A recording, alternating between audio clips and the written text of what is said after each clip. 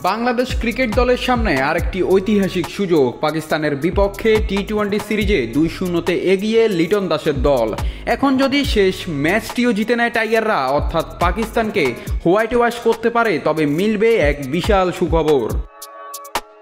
টি-20 র্যাঙ্কিংয়ে বর্তমানে বাংলাদেশ রয়েছে 10 নম্বরে। পাকিস্তানকে 3-0 ব্যবধানে হারাতে পারলে টাইগারদের রেটিং পয়েন্ট 220 থেকে বেড়ে হবে 223। ঠিক একই পয়েন্ট এখন আফগানিস্তানের, কিন্তু সূক্ষ্ম ভগ্নাংশে গিয়ে থেকেই বাংলাদেশ উঠে যাবে 9 নম্বরে। এর মানে আফগানিস্তান নেমে যাবে 10 নম্বরে, আর টাইগারদের জন্য সেটি হবে বড় অর্জন। বিশ্বকাপে চোখ রাখলে এবং উন্নতি কিন্তু আত্মবিশ্বাস বাড়ানোরই বড় মাধ্যম।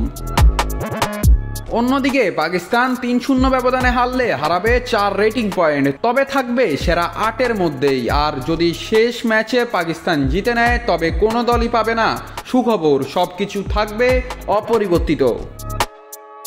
তাই এখন চোখ 24 জুলাইয়ের দিকেই। সিরিজের শেষ ম্যাচে জিততে পারলে শুধু সিরিজ নয়, র্যাঙ্কিংয়েও বাংলাদেশ পাবে দারুণ এক পুরস্কার।